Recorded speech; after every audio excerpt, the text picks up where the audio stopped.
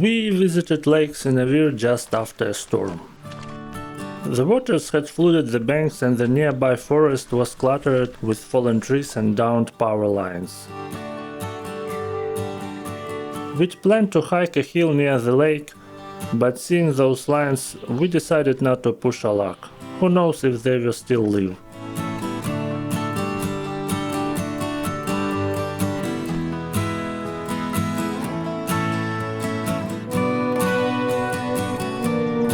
By the time we arrived, the lake was still. The air was full of sunlight and the sounds of birds. I took a few frames on black and white film.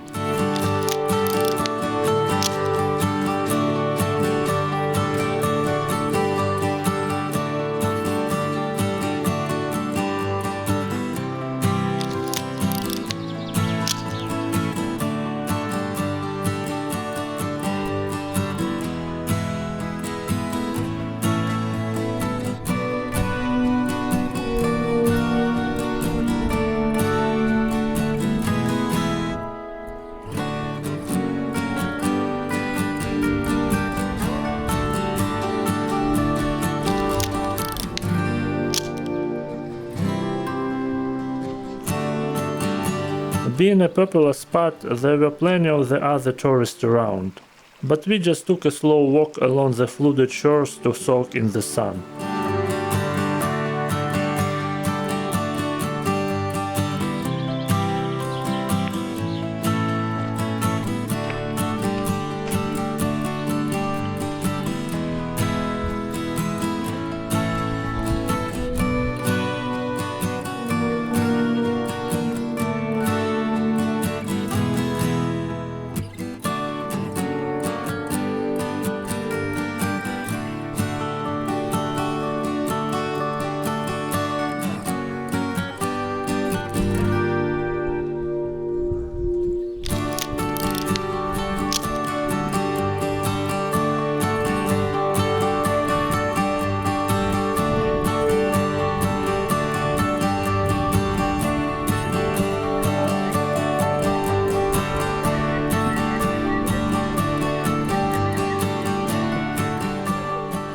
After Synevir, we headed toward the village of Kolochava to photograph one of the oldest wooden churches in Ukraine.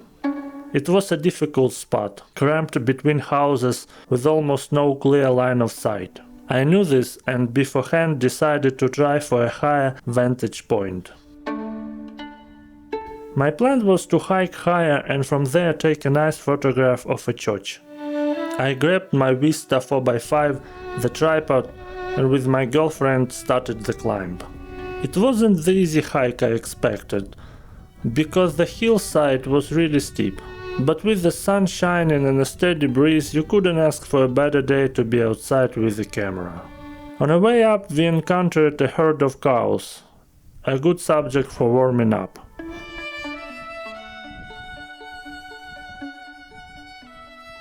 I snapped a few frames, which ended up being some of the best photos of the day.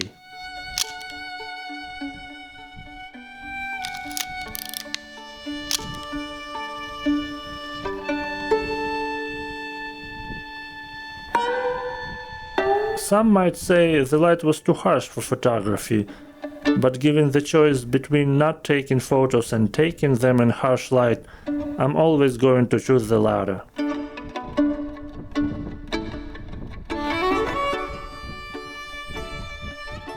Further up, we ran into a group of sheep with their friendly security detail.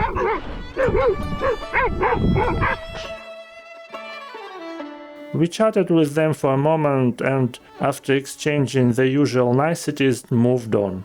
For them it was just another day at the office, for us an adventure to tell stories about.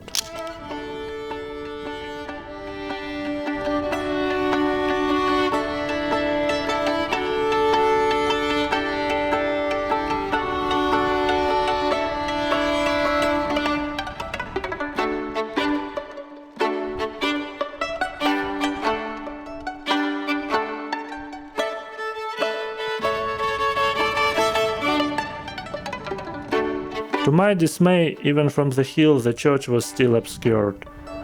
There was a fence, people's gardens, trees and other elements that didn't fit my planned photo. Regardless, I set up the Wista 4x5 and started working the scene. I took a standard double, then raised the tripod and using camera movements tried a few variations.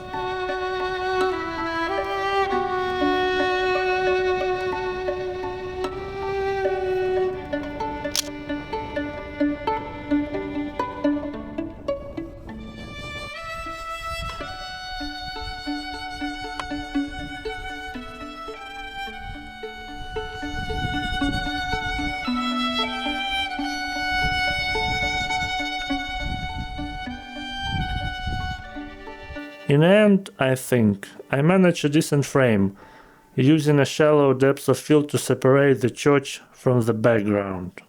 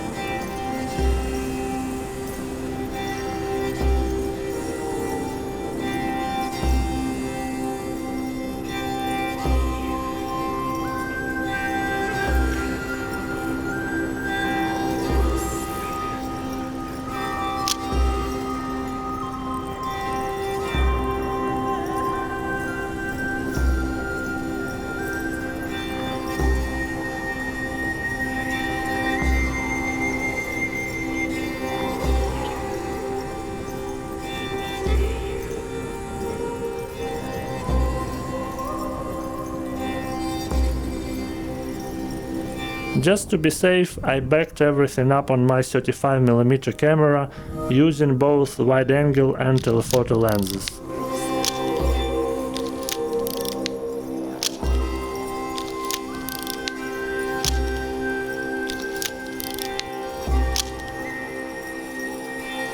As is often the case with my photography, the 35mm frames looked quite good, maybe even better than the large format.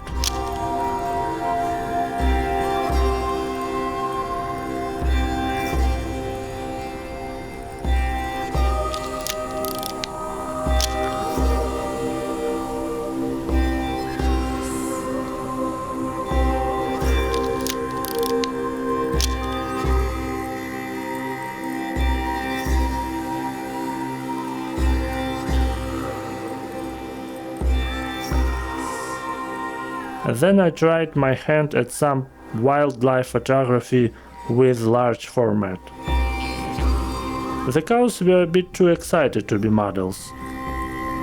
Future showed that I've screwed these frames first with not properly loading film sheets to develop in tank, then putting my fingerprint right in the center of one of the photos.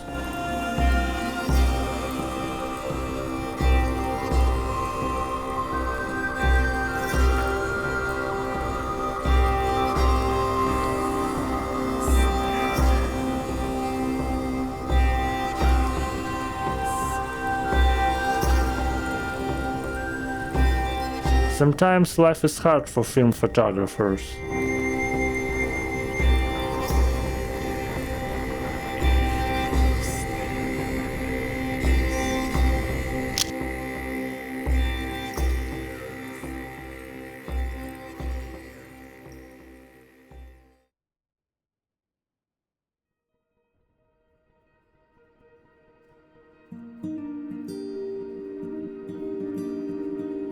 At this point I'd used all my film holders, so I switched to the Nikon F2. Because of that, on the way from the hill I had better luck with horses grazing nearby.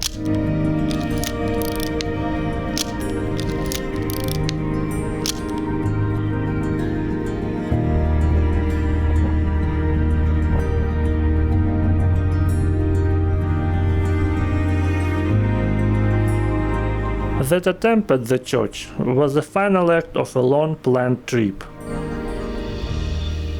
That evening, we walked up one last hill for the sunset. I grabbed my Nikon F90 with Portra 800. I'd almost never used it during the trip, so I decided to finish the roll. Checking the photos after developing and scanning, I received a quick reminder of why shooting film directly into the sun is always a gamble.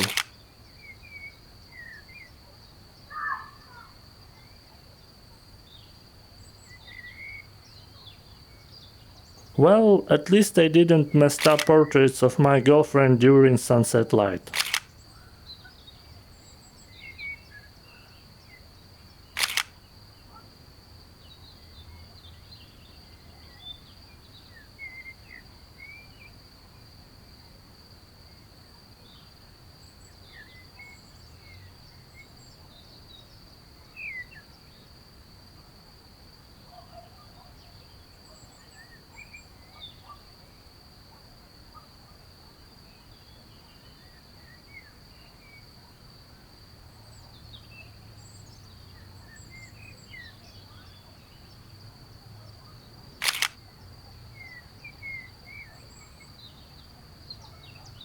On the drive home, we stopped at Zbarazh Castle.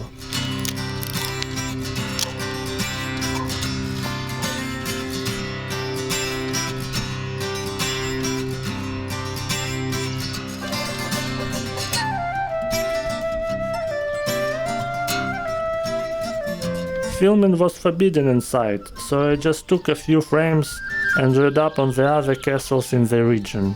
It felt like the seat of a new photo project.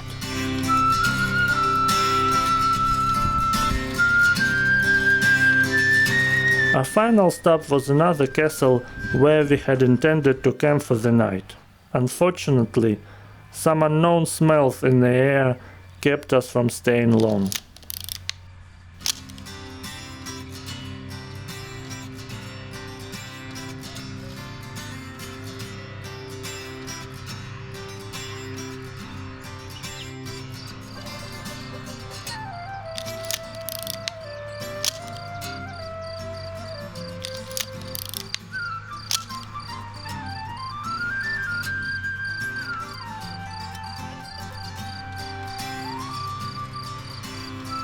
So that's it. Another trip finished, more frames to analyze and more thoughts to process. It's always uncertain in the end of a journey. What to do next, which road to take or which mountain to hike.